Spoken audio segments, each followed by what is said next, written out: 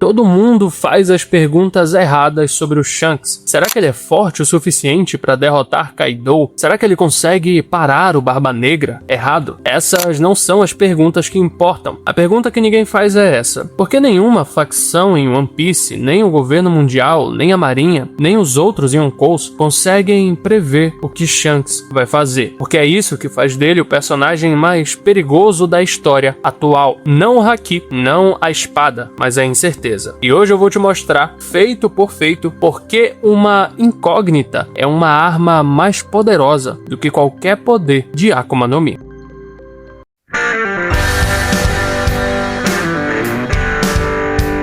Só um minuto antes de continuar. Se você tá aqui assistindo esse tipo de conteúdo, alguma parte de você já pensou em criar renda com o YouTube. A pergunta é: o que está te travando? Aparecer? Não saber por onde começar? Eu criei um método que resolve isso. Canal em dólar sem aparecer. O passo a passo completo que eu uso nos meus próprios canais, sem precisar de rosto, sem precisar nem da minha voz, usando apenas inteligência artificial. O link tá aqui na descrição, no primeiro comentário fixado, ou escaneie esse QR Code na tela aqui agora. Por menos de um lanche, você garante o seu acesso. A dúvida é só uma: você vai continuar só assistindo ou vai gerar renda com o YouTube? Te espero lá.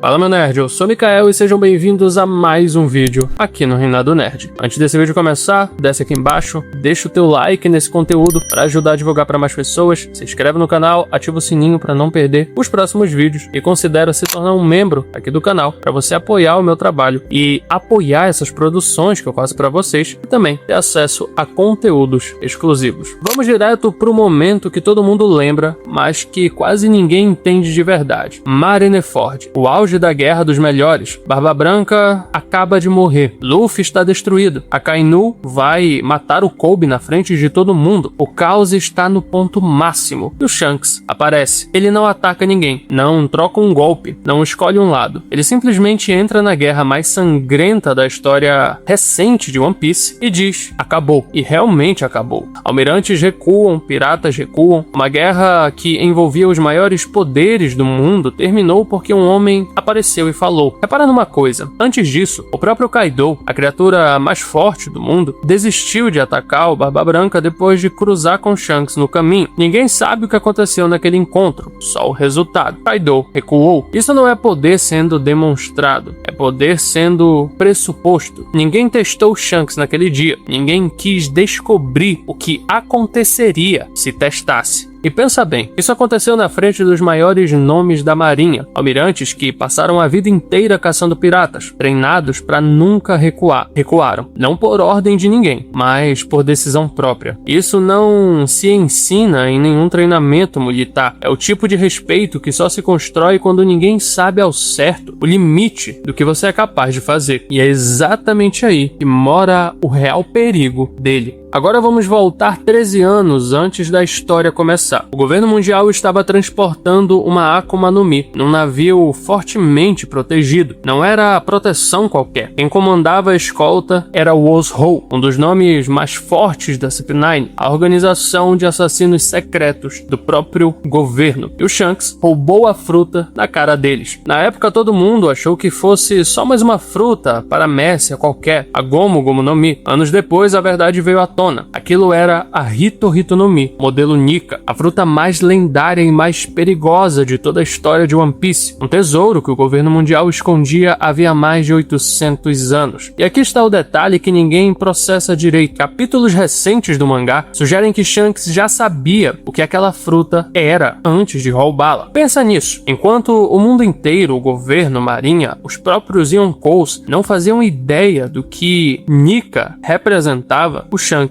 já sabia. E em vez de comer a fruta e se tornar potencialmente o ser mais poderoso do planeta, ele guardou e entregou não propositalmente, mas talvez de forma destinada para Luffy, de bandeja, como quem entrega um brinquedo para uma criança. Isso não é sorte, é um homem jogando um jogo que ninguém mais enxerga o tabuleiro inteiro. Esse aqui é o mais perturbador de todos. Durante anos, os fãs viram uma cena marcante: o Shanks Shanks dentro de Mary Joyce, o território mais sagrado e mais restrito do governo mundial, conversando cara a cara com os Gorosei, os 5 anciões que comandam o mundo por trás das cortinas. Um pirata, um Yonkou, dentro da Terra Proibida, recebido como convidado sem ninguém questionar. Só que aqui vem a virada. Capítulos mais recentes do mangá levantaram uma possibilidade que ninguém esperava. Aquele homem talvez não fosse Shanks, pode ter sido Fingerland Shamrock, seu irmão gêmeo, criado dentro do próprio governo mundial como um cavaleiro sagrado. Para e pensa, imagina o tamanho disso. Nem os leitores mais atentos da série sabem, pelo menos com 100% de certeza, se foi Shanks quem esteve lá. E se nem o público consegue confirmar isso com absoluta certeza, imagine as facções dentro da própria história. E o mais icônico e irônico de tudo isso, mesmo dentro do próprio universo de One Piece, personagens extremamente bem informados, gente com acesso a segredos que o público não tem, também não sabem separar o Shanks real do possível irmão. Se nem quem vive dentro da história consegue confirmar, que chance sobra para qualquer estrategista tentando prever o próximo passo dele? Esse é o padrão que se repete toda vez que o assunto é Shanks: ambiguidade proposital.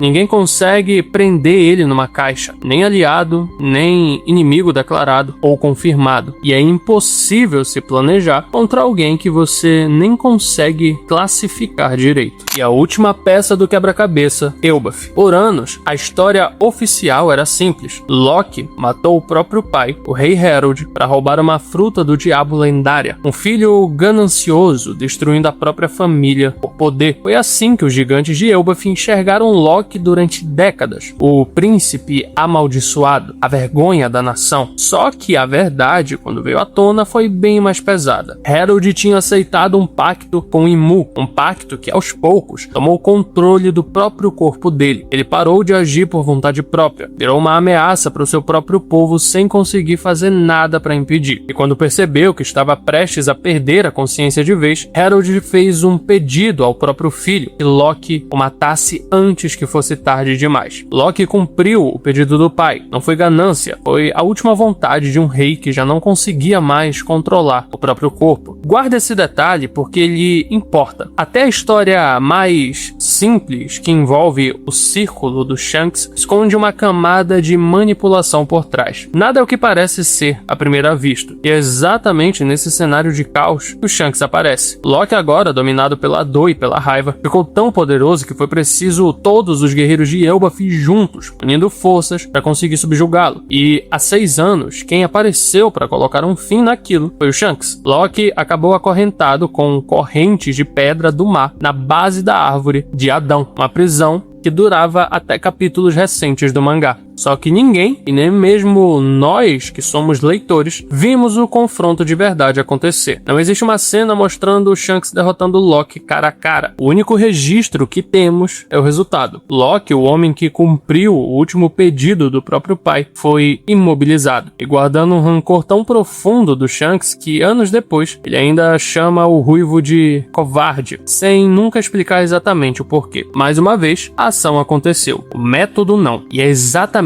essa lacuna que transforma cada feito do Shanks numa pergunta em aberto. Agora junta tudo isso. Um poder você consegue medir, por maior que ele seja e mais assustador que ele seja. Você estuda o adversário, calcula o risco, monta uma estratégia. É assim que o governo mundial lida com Kaido, com Big Mom, com qualquer Yonkou de comportamento previsível. Mas como você se prepara para alguém que rouba um tesouro escondido há 800 anos e não usa para si, que aparece em território sagrado e ninguém sabe se era ele mesmo, e prende o inimigo mais violento de uma nação inteira sem deixar uma única testemunha do combate? Você não consegue. E tem um detalhe que poucos param para notar. Todo esse mistério não é acidente de roteiro, é construção deliberada. Cada vez que Oda tinha a chance de mostrar o Shanks provando a sua força de forma clara e definitiva, ele escolheu esconder. Escondeu o duelo com Loki, esconder os bastidores do roubo da fruta, escondeu o que foi foi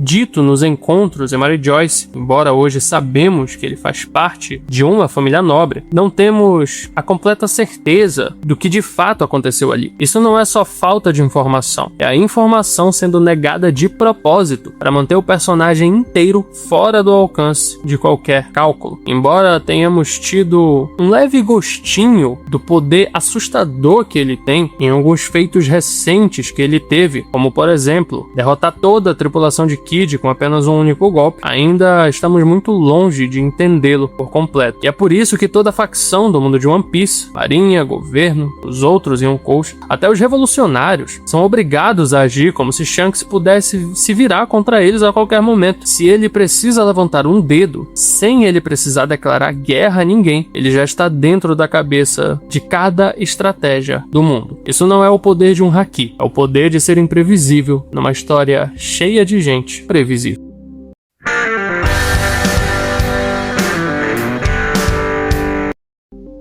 É por isso que no dia em que descobrirmos de verdade o que o Shanks quer, o equilíbrio inteiro de One Piece muda, porque o mundo inteiro está jogando um jogo de xadrez contra uma peça que ninguém sabe de que cor é. Mas agora eu quero saber a sua opinião. Na sua visão, de qual lado o Shanks realmente está? Deixa aí nos comentários que eu quero muito saber a sua opinião, as suas teorias, e a gente continua debatendo sobre isso. Mas é isso aí, meu nerd, muito obrigado por ter assistido esse vídeo até aqui. Se você curtiu, clique em um desses que está aparecendo na tela, continua maratonando o canal, que eu tenho certeza que você vai gostar. Mas é isso, a gente se vê no próximo vídeo.